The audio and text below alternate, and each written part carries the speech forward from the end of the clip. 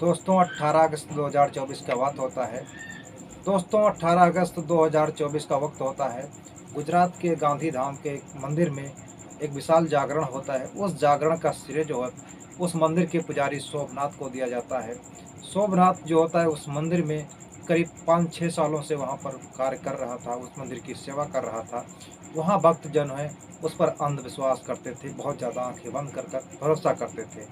18 अगस्त 2024 को जब जागरण समाप्त हो जाता है, सारे भक्त अपने अपने घर चले जाते हैं। तभी जब वो मंदिर का पुजारी होता है जो बहुत खुश होता है, क्योंकि उसके खुशी के पीछे एक बहुत बड़ा सच, काला सच छुपा होता है। दोस्तों जब रात को 11 बजते हैं तब उस मंदिर के सामने एक बड़ी सी गाड़ी आती है, जिस गाड़ी से 3 कॉल गर्ल होती हैं वो निकलकर उस मंदिर के पुजारी के कमरे में जाती हैं और उसके 5 मिनट बाद उन तीनों कॉल गर्ल की आवाज़ें हैं ज़ोर ज़ोर से बाहर आने लगते हैं। इसके बाद वहाँ पर लोग इकट्ठा हो जाते हैं।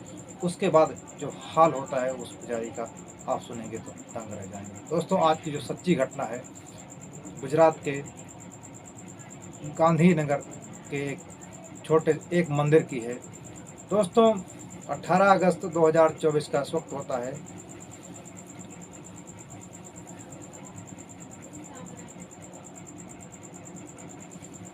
दोस्तों श्याम नाम का एक व्यक्ति होता है, उसके परिवार में उसके 3 बेटियां होती हैं। बेटियां जवान हो चुकी थीं, अब उनके शादी ब्याह का समय आ चुका था। लेकिन श्याम दत्त जो होता है वो काफ़ी गरीब था, वो अपनी मेहनत मजदूरी कर कर अपने घर का यापन किया करता था, अपनी परिवार की परवरिश किया करता था। उन उनकी ज़रूरतों को पूरा नहीं कर पाता था। श्याम दत्त जो होता है काफ़ी ज़्यादा परेशान रहता था। वो साहूकारों से काफ़ी ज़्यादा कर्ज भी ले चुका था। अब उन कर्ज के पीछे साहूकार उसको बार बार तंग किया करते थे। अब इधर जो है साहूकार एक दिन आता है, एक साहूकार जो बहुत धमकाता है, कहता है कि अगर तुम अब ये मेरा कर्ज नहीं उतारोगे तो इसका कर्ज मैं तुम्हारी बेटियों से असूलूंगा। इतनी बात सुनने के बाद बेटियां बड़ी चिंतित रहने लग जाती हैं और श्याम दत्त भी बहुत परेशान रहने लग जाता है।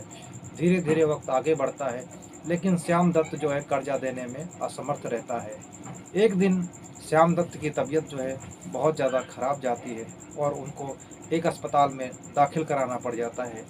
अब डॉक्टर श्याम दत्त को अस्पताल में दाखिल तो कर लेते हैं, लेकिन लड़कियों से, उनकी बेटियों से कहते हैं कि आप अपने पिताजी के इलाज के लिए पैसे जमा करो। पैसे जो होते हैं काफ़ी ज़्यादा होते हैं।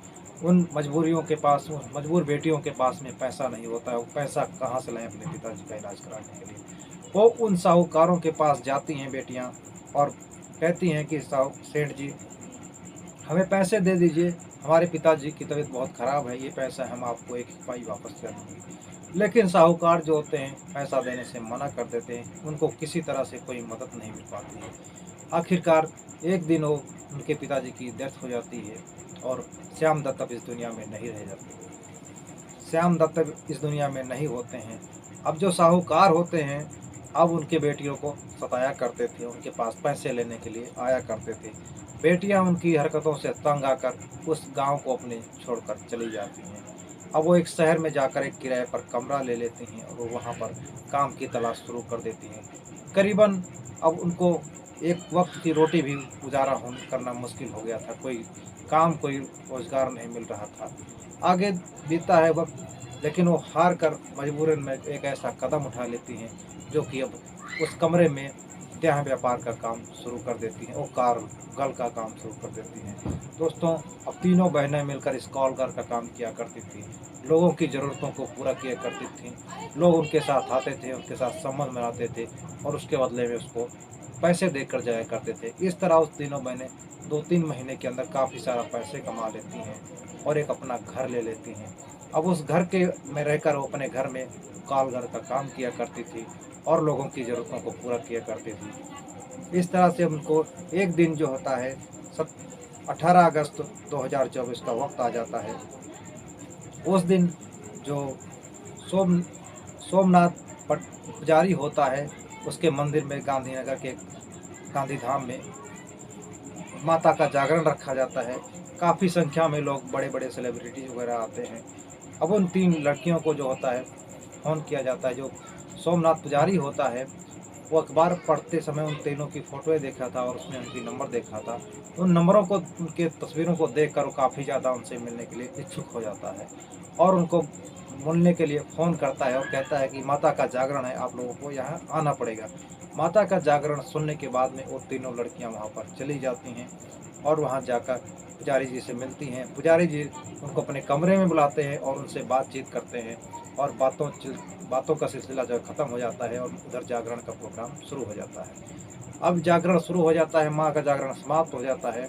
तभी पुजारी जो होता है उन लड़कियों को अपने कमरे में बुलाता है और कहता है कि रात को करीबन 11 बजे तुम तीनों बहनों को हमारे यहाँ पर आना होगा, मंदिर में आना होगा।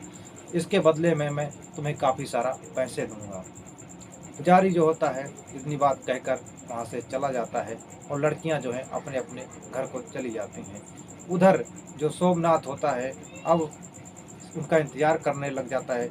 जैसे रात को 11 पौने 11 बजते हैं, वो लड़कियाँ जो है एक बड़ी सी कार में उतरकर वहाँ आ जाती हैं और उस पुजारी के कमरे में जाती हैं।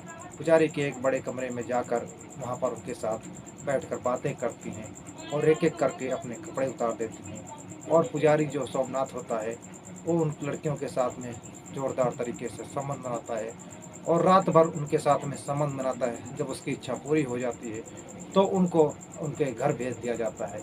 अब इस तरह से पुजारी जो है उन लड़कियों को रोज़ अपने ज़रूरतों को पूरा करने के लिए बुलाया करता था और उनके साथ में संबंध बनाया करता था। अब धीरे-धीरे वक़्त आगे बढ़ता है। एक दिन वो लड़कियां जो होती हैं, अब वो आती हैं रात को, उसके पुजारी के कमरे में जाती हैं और मंदिर के बाहर एक व्यक्ति होता है जो शराब पीकर टहल रहा होता है। उसकी नज़र इन 3 कॉल घर पर पड़ जाती है और उनका पीछा करता है। पीछा करने के बाद में वो जानने की कोशिश करता है कि आखिर ये तीनों लड़कियां आखिर कहाँ जा रही हैं मंदिर में और इतनी रात को क्यों जा रही हैं। वो उनके पीछे जाता है और वो जो लड़कियां हैं मंदिर के पुजारी के कमरे में जाती हैं और अंदर से दरवाज़ा जो है लॉक कर लिया जाता है। अब इन तीनों के साथ में पुजारी संबंध बना रहा होता है और इनकी सिसकियाँ जो हैं कमरों के बाहर तक आ रही होती हैं। अब इतना सुनने के बाद में उस जो आदमी होता है शोर मचाना शुरू कर देता है और आप काफ़ी सारा भीड़ वहाँ पर इकट्ठा हो जाता है और लोगों को ये जानने की कोशिश करते हैं। उनको बताता है कि इस कमरे के अंदर 3 कॉल गर्ल हैं जिनके साथ में पुजारी जो है संबंध बना रहा है। अब उस दरवाजे को तोड़ा जाता है, पुलिस को बुलाया जाता है, खटखटाया जाता है, उनके कुंडी को तोड़ा जाता है ज़बरदस्ती।